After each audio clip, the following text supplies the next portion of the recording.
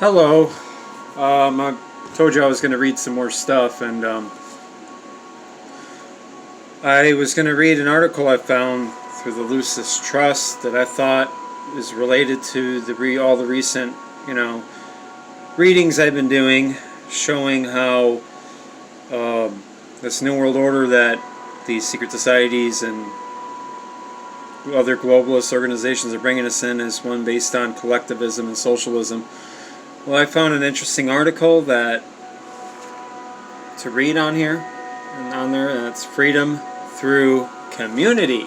Now, I've done several videos and trying to show that when they talk about freedom, it's completely the opposite.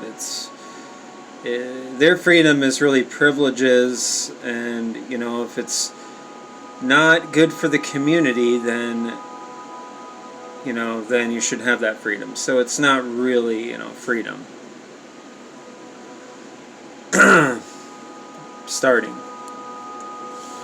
We find ourselves in the most organized and interconnected period of human history by far, and yet there is a sense of collective loneliness in the heart of humanity. The new service networks and communication tools of this digital era are having a huge impact on patterns of behavior, relationships, and concepts of identity, and while they have the potential to facilitate new freedoms and further human integration, they also harbor the danger of new addictions and compulsions. The online world is a wonderful medium for promoting social evolution, but it can also erode the traditional sense of community relationships and social values.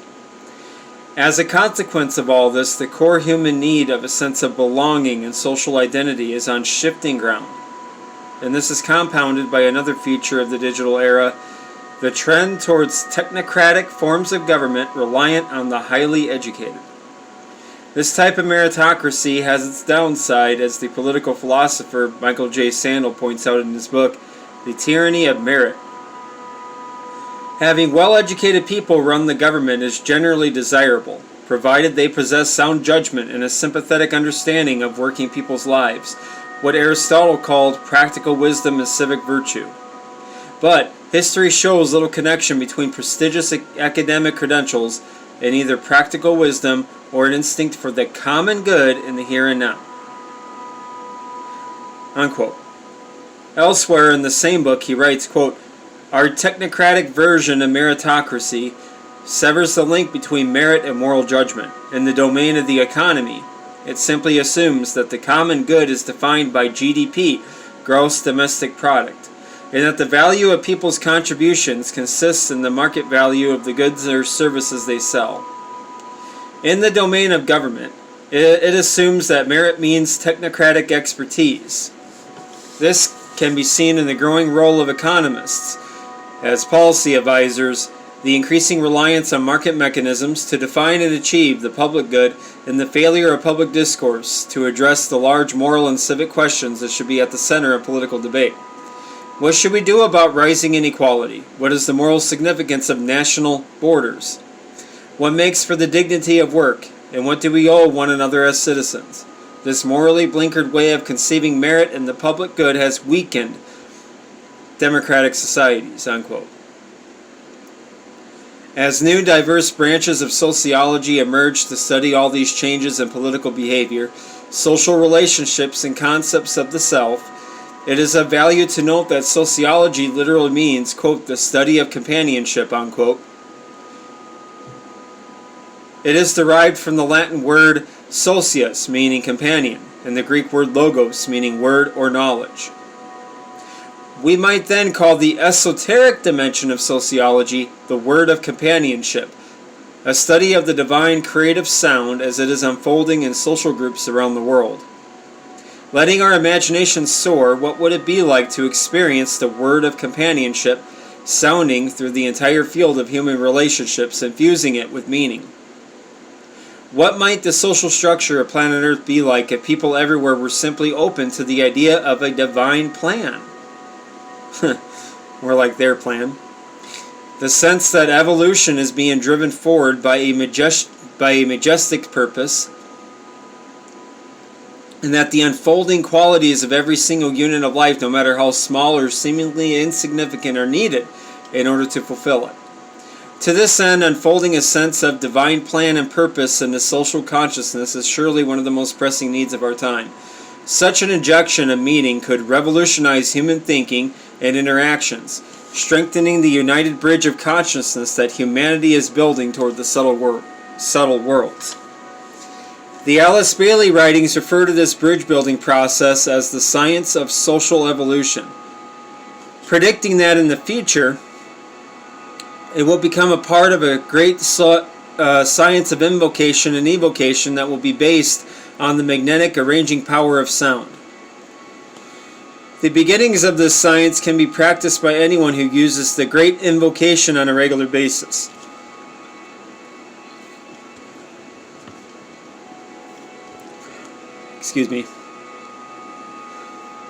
The conscious, purposeful enunciation of this mantra in connection with the meditation outline, strengthening the hands of the new group of world servers, sends potencies thrilling through the planetary ethers to amplify and magnetize the spiritual sound that is rising from all individuals and groups whose activities are in musical resonance with the divine plan. Like I said, not anything divine about it. It's their plan. They're trying to get these dupes in the lower levels of this organization to believe it's a divine plan, but no, it's not. We all know. The magnetic power of sound can be sensed behind the work of many intuitive servers today. As students of the esoteric sciences know well, however, human consciousness cannot suddenly leap into a sublime state of identification with the whole. It has to be steadily nurtured through education and an active participation in the interlacing social spheres that make up that greater whole. This spirit of approach is termed inclusive localism by Raghuram Rajan, and I might be pronouncing that wrong. The first name is spelled Rag, R-A-G, and Hiram, H-U-R-A-M, and Rajan or whatever, R-A-J-A-N. That's his last name. A former chief economist of the IMF, International Monetary Fund, as well as a former governor of the Reserve Bank of India. So, he's globalist. In his book, The Third Pillar, How Markets and the State Leave the Community Behind, he writes, quote, "Deep down, the vast majority of us recognize the human in one another, yet we need to come close enough to do that. And all that too often we label at a distance. Understanding and tolerance of other cultures is not a weakness, not a sign of inadequate patriotism, not an indication that we are rootless citizens of nowhere. In reality, it reflects our preparation for the world of tomorrow, where we will become ever more mixed as peoples, even as we study, value, and preserve our collective cultural heritage. The world is not there yet. Therefore, we need to take smaller, easier steps where there is room for all as we develop a better understanding of one another. The strengthening of proximate communities, neighborhoods, will not just allow a diversity of views, including the most tribal and the most cosmopolitan, to exist. It will allow us to preserve direct social interaction, which may well be where more of the jobs of the future lie, as automation depletes jobs in sectors that produce commercial goods and services. Now, Klaus Schwab in his Great Reset, talked about that too, where we're going to be replaced with robots, and we'll be poor but we'll be happy, kind of, thing he was saying. There is a growing understanding that humanity has to rediscover the spirit of community in this rapidly changing world, populated by ever smarter machines and technocratic forms of government. And we will be deliberating this further in our online World Goodwill seminar, Imagination and Social Regeneration, on November 6th, in Geneva, London, and New York. Whoever's watching this, be sure to look that up and check it out and listen in, see what they're pushing and saying. Humanity has to reimagine the principle of freedom. Reimagine the principle of freedom. Reimagine the principle of freedom. Freedom has to be redefined, you see, in this new world order they're bringing in, this divine plan. and rediscover it collectively in the spirit of community. See what I'm saying? It's all over. My previous channel, I read from Lucis Trust in another article regarding the COVID-19, and that talks all about, redefining freedoms, and, it's no longer about the individual, but about the community. See, that's what this whole, virus thing was all about, for the most part. It's what this New World Order is all about. The individual being sacrificed for the good of the whole. This is needed to bring humanity into alignment with the great cosmic principle that lies behind the whole evolutionary process on Earth. It operates in every kingdom in nature and substands or lies under or behind all progress. The Alice Bailey writings refer to this energy as the law or principle of freedom. It is variously described as a leavening energy which can permeate substance in a unique manner, and a mysteriously exerted influence that results in a pulling away from form. Paradoxically, while this great law brings about freedom, it also imposes certain restrictions. And these have apparently led to the informing life of our planet, the Lord of the world, being known as the Great Sacrifice, and go look that up on their own website, that's Lucifer. Under the control of this law, quote, he created our planetary life and all that is within and upon it in order to learn to wield this law with full understanding and full consciousness, and yet at the same time to bring release to the myriad forms of his creation, unquote. At the human level, the path to freedom in a social context involves a steady sacrifice of the individualistic mindset to that of group consciousness. Now let me repeat that again. At the human level, the path to freedom in a social context involves a steady sacrifice of the individualistic mindset to that of group consciousness. I'm not taking any of this out of context. This is their freedom, which is a joke. The group over the individual. This reflects the spirit of the great law under which the informing life of our planet functions, and the creative sacrifice he made to bring release to the myriad forms of his creation. The great sacrifice of, giving the knowledge to man, what they call animal man, like Prometheus. That's why you have that statue of Prometheus in New York City. It's really their statue to Lucifer. Humanity's understanding of freedom is evolving slowly but surely.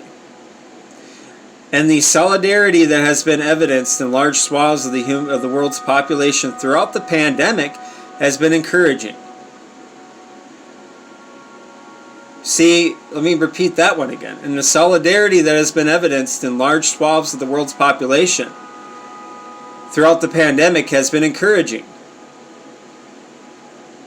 This solidarity, what you mean that the churches that were being closed down in Canada, church people getting arrested, one guy getting attacked, I don't remember where, it was here in the United States, because he refused to wear a face mask, people losing their jobs because here in the United States because they don't want to forcefully have a I don't want to say it, right, because I'll get this video taken down for medical misinformation, for spreading medical misinformation, but you know what I mean. Yeah, that's really encouraging to them, that solidarity. Yeah, like I said, what a joke. What about people that have been hounded and harassed and just I seen one when the pandemic started with this woman getting attacked because she wasn't wearing her face mask all the way up by police. Yeah, it's that's encouraging to them. Yeah, because these people need to learn to sacrifice their individualistic mindset to that of the group consciousness. Yeah, that's what she really means by that. Sorry, I keep going on, but I want to press it to the point of where it's completely and fully understood that these people are not for our freedom and that they're the ones bringing about this agenda. Okay. In solar concepts of freedom have been challenged, and their sacrifice for the greater good of society has been one of the lessons of this period. The esoteric workers of the world, that's your Illuminati, your Adepts, Thousand Points of Light, your various members of the secret societies, New Age agents, whatever the hell you want to, call them. Add further to this evolving group. I'm sorry. I'm going to start over. I just got carried away. The esoteric workers of the world add further to this evolving group understanding, with minds and hearts on fire with light and love. Oh yeah, they're light and love. Through our skillful endeavors and service meditations and enunciation of the great invocation, we can help the world of companionship to ring throughout the sphere of human activity, dissipating the veils of glamour and illusion with the inspirational message of freedom through community. These people are the biggest fucking joke I ever ran into. Christine Morgan, President, Lucis Trust, and, let me give you that paragraph where I was, reading from, just so you know. I'm not making it up, not taking anything out of context, See, they're literally putting out articles, and these people work with the United Nations in many levels.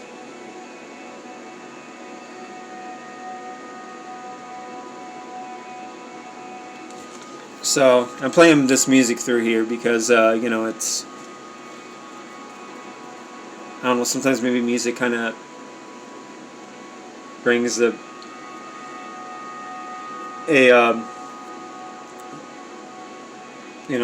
brings about a better, a mood with what I'm reading and the content I'm reading, whatever. But I'm debating what I should do, because now I'm done with this article, and like I said, you can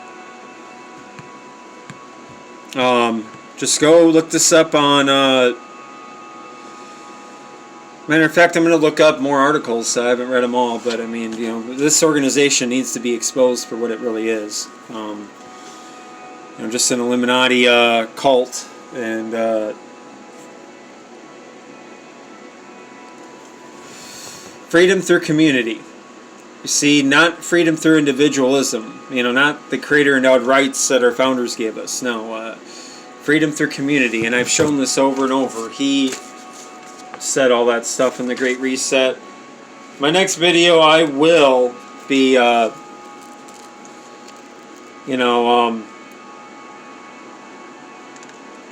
giving you more, some quotes from here where he talks about the same thing. Individuals need to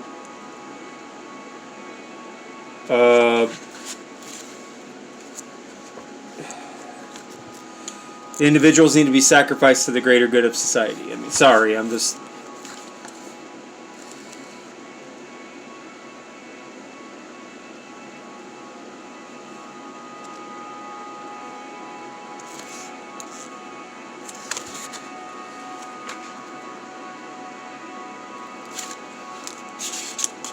Oh yeah, this guy says a lot in here, but I need to look that up. But, again, it's, since I have some time, bear with me. Again, I want to stress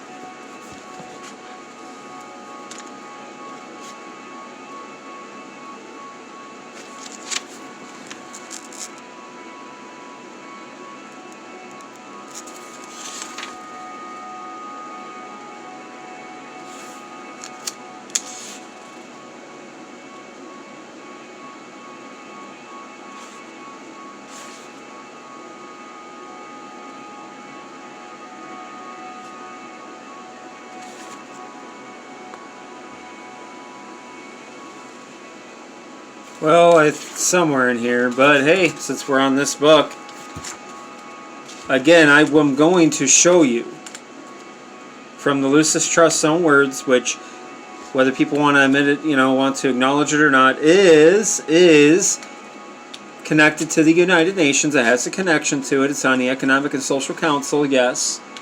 So it is, a,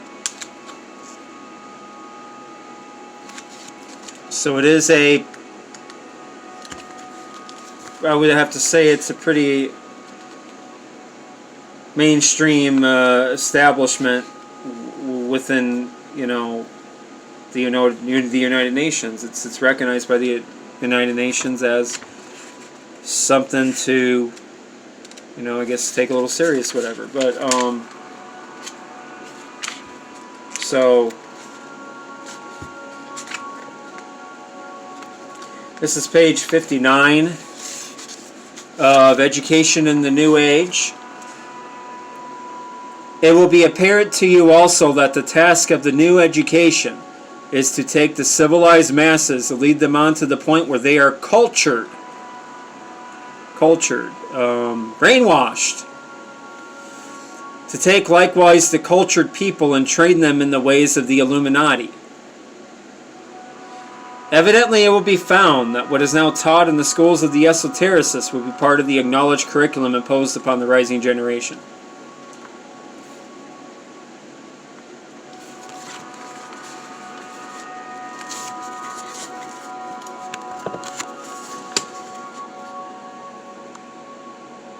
The Illuminati.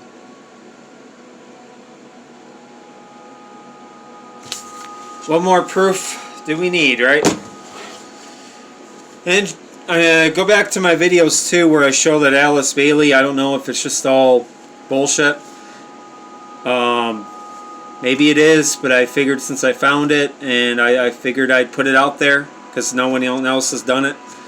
But she seemed to indicate that the consummation of their divine plan will be in the year 2025. So keep that year in mind just in case. And again, I got some more stuff I want to do. This is what I was talking. I made a comment down on my comment section of my Orders of the Quest 9, my last Orders of the Quest video, and I was telling pretty good guy who watches my channel sometimes, and he said what other works I was going to do. I was going to do this, so I'll be doing that. The Dream of the Ages, what do you think he's really talking about there? The Dream of the Ages, that's the utopia. It's a one world socialist utopia. By Dr. Thomas Green in Cedar Rapids, Iowa. Printed for private distribution 100 years ago, 1921. This booklet is the 11th in a series issued from the Iowa Masonic Library at Cedar Rapids, Iowa for distribution among the Master Masons of this jurisdiction. And oh yeah, we're going to get into that. But,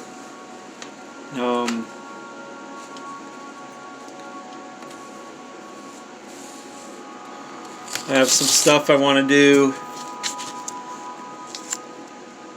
New Age magazine. I got some articles in here that I want to just finish getting as much stuff out as I possibly can. So, since I do have some time left, I don't want to leave just yet. I don't know if any of you guys heard of this guy, this book from Israel Regardi on the Golden Dawn. He gives a quote regarding the coming Aquarian Age too, so it's not just New Agers. This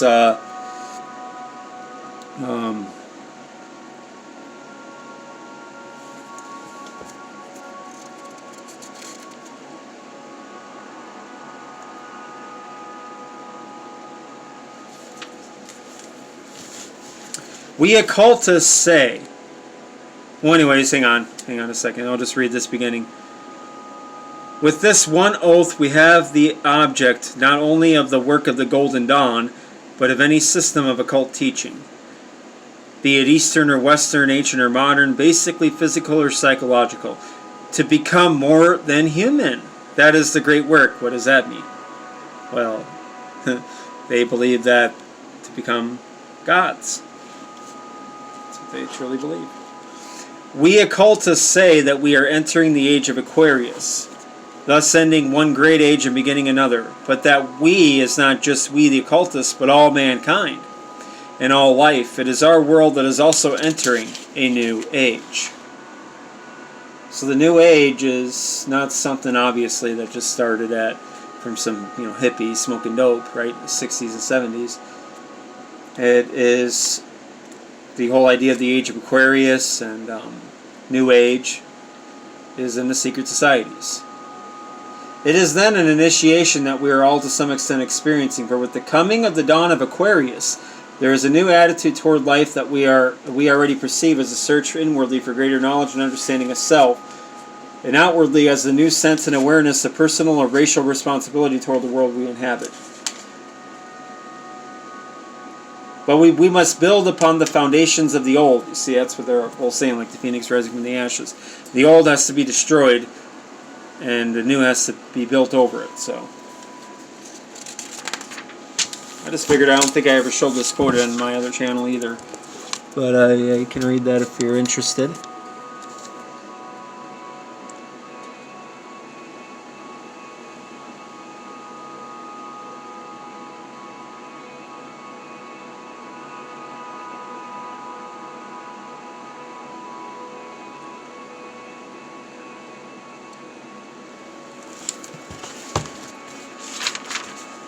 You just want to read this too. Go ahead.